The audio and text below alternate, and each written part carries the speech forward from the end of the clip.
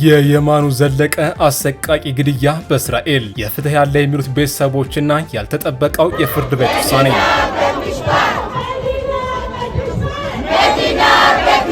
በነጻነት ቀን የተነጠቀችው የየማኑ ዘለቀ ነፍስና የፍትህ ስርዓቱን ሚዛን የፈተነው የፍርድ ቤት ውሎ ድባቡ የደስታና የፌሽታ ነበር። የእስራኤል የነጻነት ቀን በደማቅ ዝግጅቶችና በህዝብ ግርግር እየተከበረ ባለበት በዚያ ምሽት በፔታህ ቲክቫህ ከተማ በሚገኘው የፒዛ ሃት ምግብ ቤት ውስጥ የ21 ዓመቱ ወጣት የማኑ ዘለቀ የተለመደውን የምሽት የስራ ክፍለ ጊዜውን በታታሪነት እያከናወነ ይገኛል። ነገር ግን ይህ የምሽት ስራ ለእርሱ በህይወት የመኖር የመጨረሻው ምዕራፍ ለቤተሰቦቹ ደግሞ የማያባራ የሐዘን ጅማሪ እንደሚሆን ማንም አልጠረጠረም። ሁሉንም ነገር የቀየረው የሰው ልጅ የጭካኔ ጥግ ያሳየውና የሀገሪቱን የፍትህ ስርዓት አወዛጋቢነት አደባባይ ያወጣው ክስተት መነሻው እጅግ በጣም ተራ የሆነ አለመግባባት ነበር። ወጣቱ የማኑ በምግብ ቤት ውስጥ የበዓል ማክበሪያ አረፋ የሚረጩ ታዳጊዎችን ድርጊታቸው እንዲያቆሙ መጠየቁ ብቸኛው ጥፋቱ ሆነ። ይቺ ከስራ ኃላፊነት የመነጨችው አጭር የጥንቃቄ ቃል በእነዚያ ታዳጊዎች ውስጥ የፈጠረችው ቁጣ ግን ከቁጥጥር ውጭ የሆነና የሰውን ህይወት በጭካኔ እስከ መቅጠፍ የደረሰ አረመኔያዊ ድርጊት ነበር። ታዳጊዎቹ ንዴታቸውን አምቀው የማኑ ከስራ እስኪወጣ ድረስ በውጭ አድፍጠው ጠበቁት። ከምሽት ስራው ደክሞ ሲወጣ 11 የሚሆኑት እነዚህ ወጣቶች በድንገት ከበቡት። በስፍራው በነበረ ቪዲዮ ካሜራ በተቀረጸው አሰቃቂ ድርጊት መሰረት ወጣቶቹ በቡድን ሆነው ክፉኛ የደበደቡ ሲሆን ከመካከላቸው የ15 ዓመት ዕድሜ ያለው ዋናው ተጠርጣሪው በያዘው ቢላው ወጋው።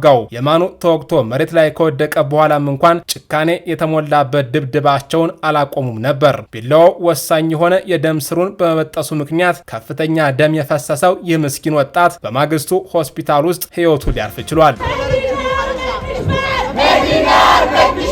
ፖሊስ ከዚህ ድርጊት ጋር በተያያዘ 19 ሰዎችን በቁጥጥር ስር የዋለ ሲሆን ከነዚህ ውስጥም በ3ቱ ላይ ማስረጃ ባለማግኘቱ በ16ቱ ላይ ብቻ ክስ ሊመሰረት ችሏል። ህብረተሰቡ ይህ አሰቃቂ ግድያ ተገቢውን የህግ ምላሽ ያገኛል ብሎ ሲጠብቅ እሁድ ዕለት በሎዳ አውራጃ ፍርድ ቤት የተሰማው የአቃቢ ህግ ውሳኔ ግን የሟች ቤተሰቦችን አንጀት ያረረ ለህዝብም ያልተጠበቀ እንቆቅልሽ ሆኖ አልፏል። የሀገሪቱ ፖሊስ ከምርመራው በኋላ በዋናው ተጠርጣሪ ላይ የግድያውን ታሳቢነት የሚያሳይና የዕድሜ ልክ እስራት ሊያስፈርድ የሚችል በከባድ ሁኔታ የተፈጸመ ግድያ የሚል ጠንካራ ክስ እንዲመሰረትበት ሐሳብ ቀርቦ ነበር። ይሁን እንጂ አቃቤ ህግ የተለየ መንገድ መረጠ። የ15 ዓመቱ ዋና ገዳይ በቸልተኝነት የተፈጸመ ግድያ በሚል ዝቅ ያለ ክስ ሲመሰረትበት፣ ቀሪዎቹ 15 ታዳጊዎች ደግሞ አስቦበት ከባድ የአካል ጉዳት ማድረስ በሚል ተከሰዋል። አንዳንዶቹም ዛቻ፣ የፍትህ ሂደቱን ማስተጓጎል፣ ማስረጃ ማጥፋትና ለማጥቃት ማሴር የሚሉ ተጨማሪ ክሶችም ቀርበውባቸዋል። በህግ አግባብ በቸልተኝነት የተፈጸመ ግድያ ማለት ተከሳሹ የድርጊቱን አደገኛነት እያወቀ ችላ በማለት ጥቃት ፈጽሟል እንጂ አስቀድሞ አስቦበት የተፈጸመው ግድያ አይደለም የሚል አንድምታም አለው። ምንም እንኳን ይህ ክስ እስከ 20 ዓመት ሊያስቀጣ የሚችል ቢሆንም የየማኑ ቤተሰቦች ግን ውሳኔውን የፍትህ መጓደል ሲሉ አጥብቀው ተቃውመውታል። አቃቤ ህግ ቀጣዩን ግድያ የሚያስቆም ጠንካራ ክስ ከመመስረት ይልቅ ወንጀለኞቹን በቀላሉ የሚያስመልጥ መንገድ መምረጡ እጅግ አሳዛኝ መሆኑን በምሬት ይገልጻሉ። ገና ከምርመራው መጀመሪያ አንስቶ ዋናው ተጠርጣሪ ማስረጃዎችን ማጥፋቱን የሚያነሱት ቤተሰቦቹ አቃቤ ህግ በቂ ማስረጃ የለም ማለቱ ድርጊቱ አስቀድሞ የታቀደና ሆን ተብሎ የተፈጸመ ግድያ ለመሆኑ ያሉትን በርካታ መረጃዎችን ሆን ብሎ ችላ ከማለት የተለየ ትርጉም የለውም ይላሉ። የዋናው ተጠርጣሪ ጠበቃ የሆኑት ኦማር ኦድሬ በበኩላቸው የአቃቤ ህግን ውሳኔ ይደግፋሉ።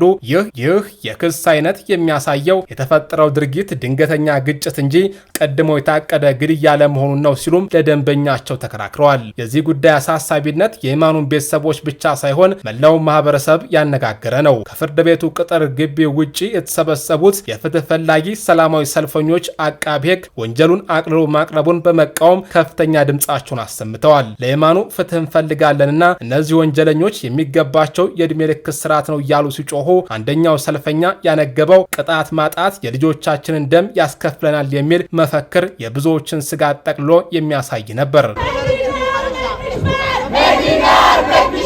በሀገሪቱ ውስጥ እያደገ የመጣው የታዳጊዎች ወንጀል ችላ ብለዋል በሚል ትችት ሲቀርብባቸው የነበሩት የትምህርት ሚኒስትሩ ዮአፍ ኬሽ ሳይቀሩ ከሟች ቤተሰቦች ጎን በመቆማቸውን አስታውቀዋል። አቃቤ ሕግ በጉዳዩ ላይ የሚተላለፈው ቅጣት ከፍ እንዲያደርገው ጥሪ ማቅረባቸው የጉዳዩ ፖለቲካዊና ማህበራዊ ክብደትን ያሳያል። ይህ ክስተት በድንገት የተፈጠረ ሳይሆን በዓለም አቀፍ ደረጃም ሆነ በተለየ ሁኔታ በእስራኤል ማህበረሰብ ውስጥ እያደገ የመጣው የታዳጊዎቹ ወንጀል አንድ አካል ነው። የቅርብ ጊዜ የስነ ወንጀል ጥናቶችና ስታቲክሶች እንደሚያመላክቱት እድሜያቸው ከ18 ዓመት በታች የሆኑ ታዳጊዎች የሚሳተፉባቸው የቡድን ጥቃቶችና የስለት ወንጀሎች መጠን ከኮቪድ-19 ወረርሽኝ በኋላ በአስደንጋጭ ሁኔታ ጨምሯል። በተለይም በታዳጊዎች መካከል የሚፈጠር የቡድን ስነልቦና አንድ ግለሰብ ለብቻው ሊፈጽመው የማይችለውን አሰቃቂ ወንጀል በጋራ በመሆን ርህራሄ በጎደለው መልኩ እንዲፈጽሙት ያደርጋል። በብዙ ሀገራት የፍትህ ስርዓቶች ውስጥ ታዳጊዎችን ከመቅጣት ይልቅ የማረምና የመመለስ ፍልስፍና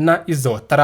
ሆኖም እንደ የማኑ ዘለቀ አይነቱ አሰቃቂና በቡድን የተቀነባበረ ግድያ ሲፈጸም ይህ ለስላሳ የህግ አቀራረብ ማህበረሰቡን ከቀጣይ አደጋዎች መጠበቅ ይችላሉ የሚለው ጥያቄ የህግ ምሁራንና የፖሊሲ አውጪዎችን ክፉኛ እየፈተነ ይገኛል። የየማኑ ቤተሰቦች የሚያነሱትም ዋና ጭብጥ ይህንኑ ነው። ህግ ታዳጊዎችን ለመጠበቅ ሲል የንጹሐንን ደም ርካሽ ማድረግ የለበትም የሚለው አቋማቸው ስርዓቱ ከማረም ባለፈ አስተማሪ ቅጣት ላይ እንዲያተኩር የሚጠይቅ የዘመኑ የፍትህ ጩኸት ነው። የየማኑ ደም አሁንም በህግ አደባባይ ትክክለኛዋን የፍትህ መዶሻ እየጠበቀ ይገኛል። የ21 ዓመቱ ወጣት የህይወት ምዕራፍ ቢያበቃም በእርሱ ስም የተነሳው የፍትህ ስርዓት ጥያቄ ግን በቀላሉ የሚረግብ አይመስልም። ታዳጊ ወንጀለኞችን የማረም ፍላጎትና ማህበረሰብን ከጥቃት የመጠበቅ ግዴታ ሚዛናቸውን እስኪያገኙ ድረስ እንደ የማኑ ያሉ ንጹሐን ዜጎች ህይወት ዋጋ መክፈሉም ይቀጥላል የሚለው ስጋት የብዙዎች የልብ ትርታም ሆኖ ቀጥሏል።